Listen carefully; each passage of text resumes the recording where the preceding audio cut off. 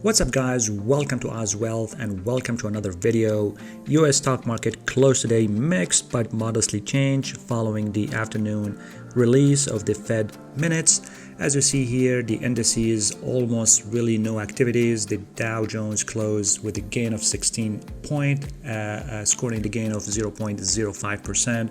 The S&P also closed with a gain of a 6%, 0.15%, and Nasdaq ended the day in red, losing 9.54 points and with a loss of 0.07%, and the Russell ended the day losing 1.6%.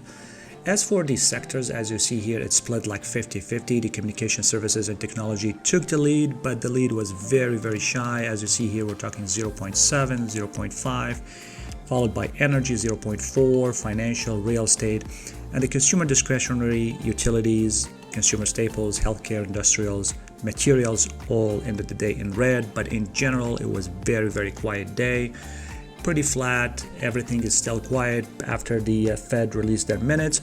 As for my Robinhood portfolio, we're seeing the all-time high at 75,000. We started the day at $75,165 to almost 7:30 in the morning, where we reached the top high at $75,000, almost $400, where things started to trend down, ending the day at $74,762, and with the loss of 0.45%, and then after hour we recouped some of that loss with a gain of 0.21%. The day is pretty much flat, no activities at all. As for the week, we are up 1%. As for the month, we are up 7.34%. As for 3 months, we're up almost just 2%. We had a big dip in beginning of March, and we're in a recovery mode right now. As for the year, we're up 28.47%, and for overall, we're up 28.20%. with a gain of $16,518. As for my Robinhood portfolio, as I said earlier, we started the day at $75,165, ending the day at $75,010. And with my holdings at Tesla, we were able to add 5 more shares of Tesla, taking advantage of the dip Tesla went through. As you see here for the week so far, Tesla been trending down. We were able to add some shares of Tesla at 691, and then we added some shares of Tesla today at 675, and hopefully we'll add more shares of Tesla if it keep going down at 650 or 620. I think Tesla is always a good buy. Don't forget, Tesla was at $900 just a month ago. This company has a lot of potentials, balance sheets, and PE ratio. Even the numbers are not adding up for now, but there's a lot of momentum about Tesla. I'm a big believer of the journey, big believer of the vision Elon Musk has. So always great to have Tesla at my portfolio. As you see here, we're at 30 shares so far of Tesla. Apple is continuing to trend up at $128. Finally, Apple is waking up, and I'm happy that we were able to grab 120 shares so far of Apple. Hopefully this will pay off for the long run. Intel ended the day positive at 1.28%. We have 25 shares of Intel. And as you see here, really quick, Tesla ended the day minus 2.84%, and Apple ended the day positive, gaining 1.73%. Going back to ARK, we were able also to add 1 share of ARK yesterday at $123. ARK ended the day today with a loss of 1.68%. SPHD at $43.28.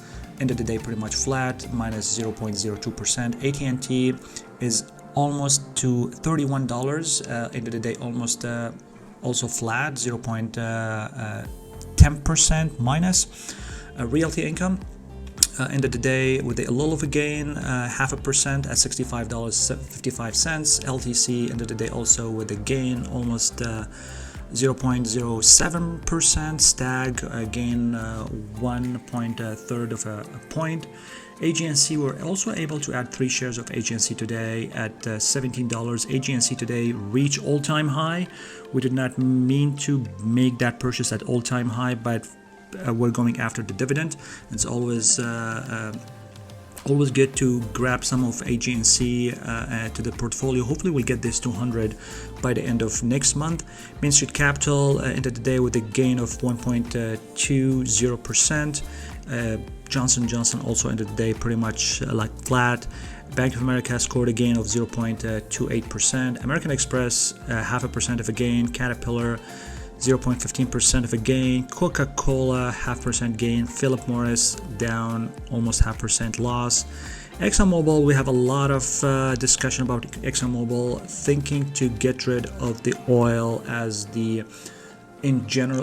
energy in general in my portfolio is starting to trend down. Maybe it's a good time to sell Exxon and replace it with Coca-Cola, or deploy this money to Coca-Cola or Pfizer. I think it's for the long run, it's gonna really pay off, and getting rid of the oil stocks, especially Exxon with all the difficulties that they're going through right now, will make me feel better, because this sector is very cyclical and we are so far reaching the all-time high. And seeing this $56 going back to 30 is not gonna make me feel good about it. So, and I like stability. So I think we're gonna end up selling Exxon tomorrow or Friday and replace this money to Coca-Cola and Pfizer. But we'll see how things will go based on the market, and then we'll make our move. Pembina also scored a loss of almost 0.5% with a $29.23. Con Edison loss of 0.5%, and Hormel Food a loss of 1.14%. As for my overall investing portfolio, this is the main dashboard. We are reaching the $1,000 mark. As you see here, we're at $95,872, and this is the sum up of 3 portfolios. The HSA almost nearing $4,000.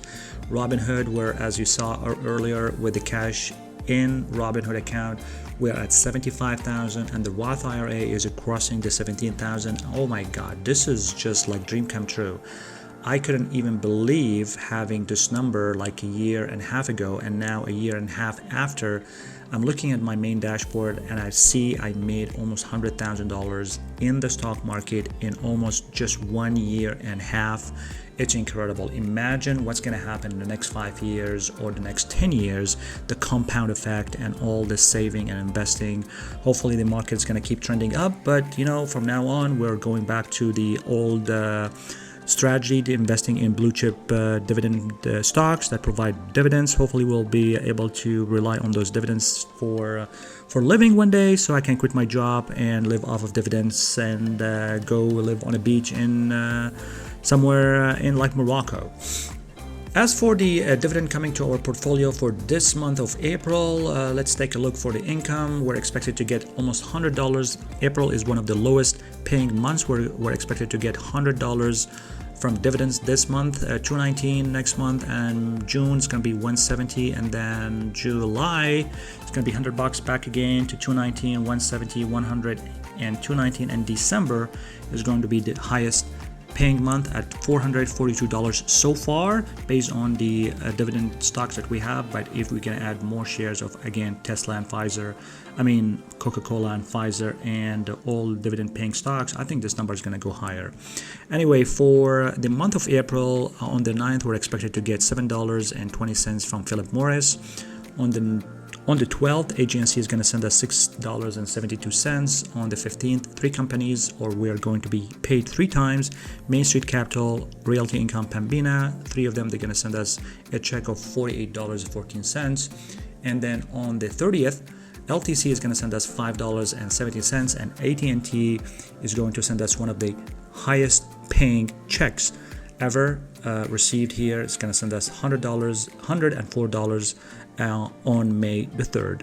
As for the diversification of my portfolio, after adding 5 shares of Tesla right now, or the consumer discretionary right now, is going to be 30% of my portfolio, followed by information technology, which is Apple and Intel at 25%, real estate at 14%, communication at 9%, financials at 8%, energy at 7, consumer staples at 5, utility 1, healthcare 1, industrial also 1, and we don't have any stocks at material sector. As you see here, 30% of this pie is just Tesla. I'm getting a lot of criticism that this portfolio is not balanced, and I totally agree with that, but I feel like based on the current market and how the growth stocks are on discounts right now, it's really hurt to not do anything about it. We are conservative blue chip dividend investors here. As soon as the market start to picks itself up and the growth stocks goes back to normal, we will go back to the main principle investing into the blue chip dividend stocks. But so far, Apple, Tesla, and even ARK, if they're going to continue to be on discounts, we're going to continue going after them and try to grab as many as we can. As for the income getting from dividends, AT&T is still on the top of the paying stocks at 18.7%, Realty Income at 12.7%.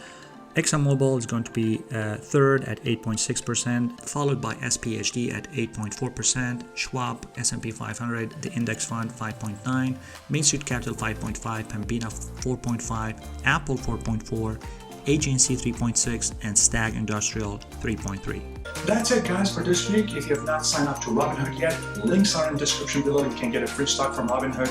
It's a win-win deal. And if you have not smashed the like button, please do so. You can kick it, hit it, smack it, do something to it. It will mean a lot to me. And if you like the content of this channel in general, please consider subscribing and hit the notification bell. And until next time, you guys take care.